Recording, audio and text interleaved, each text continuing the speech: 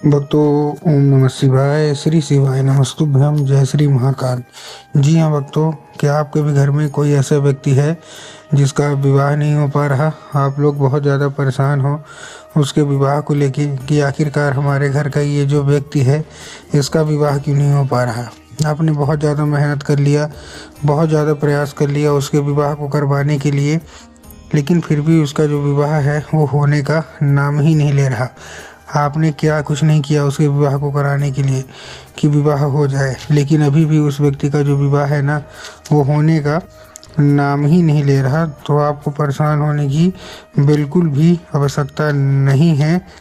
आज जो मैं आपको उपाय बताने वाला हूँ, अगर आपने केवल और केवल उतना ही कर लिया तो अवश्य रूप से सारी इच्छा, सारी मनोकामना पूरी होगी ही होगी। और आपके घर का जो कोई भी व्यक्ति है जिसका भी विवाह नहीं हो रहा, अवश्य रूप से उसका जो विवाह है वो होगा ही होगा। क्या करना है, कैसे करना है, पूरा आपको मैं बताने वाला हूँ और अच्छे तरीके से आपको समझाने वाला हूँ।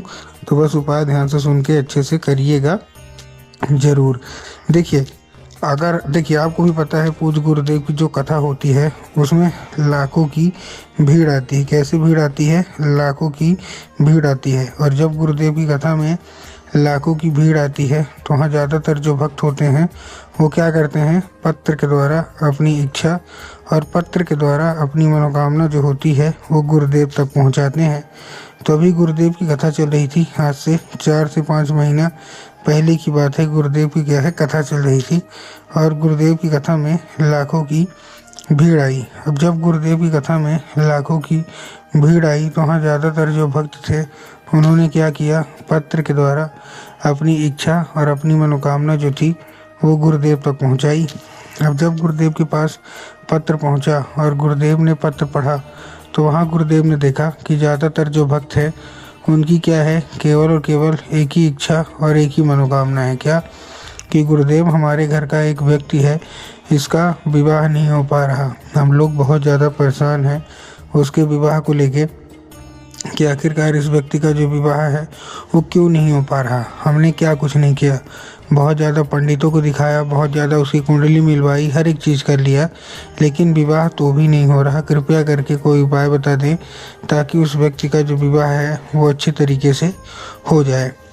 अब जब गुरुदेव ने ये देखा कि ऐसी ऐसी समस्या है, तब गुरुदेव ने 2 से 3 उपाय बताए और कहा केवल और केवल ये उपाय कर लेना, तुम्हारा जो भी बच्चा है जिसका भी विवाह नहीं हो पा रहा, अवश्य रूप से उसका जो विवाह है वो होगा ही होगा। अब जैसे ही गुरुदेव ने उपाय बताया तो लोगों ने जा जाके इस उपाय को घर में करना शुरू कर दिया। अब जैसे ही लोगों ने जा जाके इस उपाय को घर में करना शुरू कर दिया, वही लोग गुरुदेव की कथा में मात्र 1 से 1.5 महीने के बाद वापस आए। अब जब वही लोग गुरुदेव की कथा में वापस आए तो उन्होंने क्या किया, फिर से एक बार गुरुदेव को पत्र लिखा। लेकिन ये वाला जो पत्र था ये गुरुदेव को धन्यवाद के रूप में पत्र था कि गुरुदेव धन्य हो आपका, आपके द्वारा बताया गया उपाय हमने कर लिया है। हमारी सारी इच्छा, सारी मनोकामना जो है वो पूरी हो गई हैं। हमारे जो व्यक्ति का विवाह नहीं हो पा रहा था उसका विवाह जो है वो पक्का हो गया है। आपका कोटि कोटि धन्यवाद।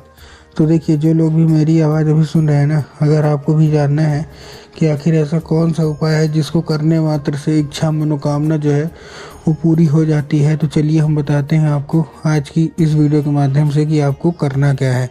तो बस उपाय ध्यान से सुन के अच्छे से करिएगा ज़रूर। लेकिन उसके पहले चैनल पे अगर पहली बार आए हैं और आवाज़ मेरी पहली बार सुन रहे हैं तो वीडियो कर लें लाइक और चैनल को भी कर लें सब्सक्राइब, ताकि पूजनीय पंडित प्रदीप जी मिश्रा के रोज़ नए नए उपाय सबसे पहले मैं आपको प्राप्त करा सकूं। तो देखिए, जो हमारा सबसे पहला उपाय है, इस उपाय में आपको करना क्या है। जो हमारा सबसे पहला उपाय है, इस उपाय में आपको सबसे पहले चाहिए क्या, 3 काली तिल और साथ में आपको चाहिए 1 धतूरा। ठीक, तो काली तिल ले लिया, साथ में 1 धतूरा ले लिया और उसी व्यक्ति के हाथ में देके उसको भेज दीजिए कहाँ, सीधा सीधा शिव मंदिर। अब जैसे वो व्यक्ति शिव मंदिर पहुंचेगा उसको बोलिएगा कि शिव मंदिर में जाए, दक्षिण की ओर खड़ा हो जाए और उत्तर की ओर अपना चेहरा कर ले। अब देखिए, दक्षिण और उत्तर में ना बहुत सारे लोग कंफ्यूज होते हैं कि दक्षिण क्या है, उत्तर क्या है, हमको थोड़ा साफ साफ बताओ। तब गुरुदेव ने साफ साफ बताया है कि आप जिस भी शिव मंदिर जा रहे हैं उस शिव मंदिर का जिधर साइड जलाधारी होगा आपको अपना चेहरा उधर साइड करके खड़े हो जाना है। ठीक, खड़े हो गए।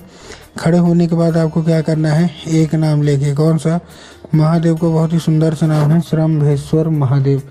तो आपको करना क्या है, आपको श्रम्भेश्वर महादेव का नाम लेके और उन्हीं का स्मरण करके आपको चुपचाप क्या कर देना है, अर्पित कर देना है। पूज्य गुरुदेव कहते हैं कि अगर आपने श्रम्भेश्वर महादेव का ये उपाय कर लिया तो अवश्य रूप से इच्छा मनोकामना जो है वो पूरी होगी ही होगी।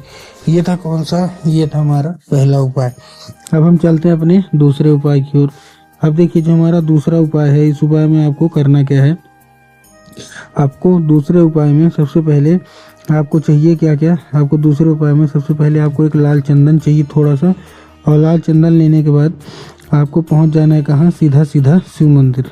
अब जैसे ही आप शिव मंदिर पहुंचेंगे, शिव मंदिर पहुंचने के बाद आपको क्या करना है, जैसे शिव मंदिर पहुंचेंगे, शिव मंदिर पहुंचने के बाद आपको लेना क्या है, कुछ नहीं, पहुंच जाइए सीधा सीधा शिव मंदिर और माता शोक सुंदरी की जगह में 3 बार बिंदी के रूप में टीका लगाइए।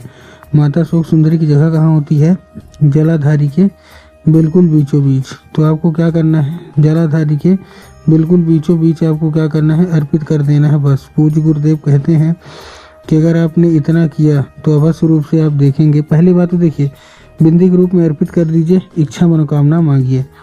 पूज्य गुरुदेव कहते 1 से 1.5 महीना लगेगा, इतने के बीच माता शोक सुंदरी की कृपा आपके ऊपर होगी और आपका जो भी विवाह नहीं हो पा रहा अवश्य रूप से वो जो विवाह है वो होगा ही होगा। तो उम्मीद करता हूँ आज के जो उपाय मैंने आपको बताए, जितने भी समझाए, सारे के सारे समझ में आ गए होंगे और उपाय अच्छे लगे हों तो कमेंट बॉक्स में हर हर महादेव अवश्य रूप से लिख दें।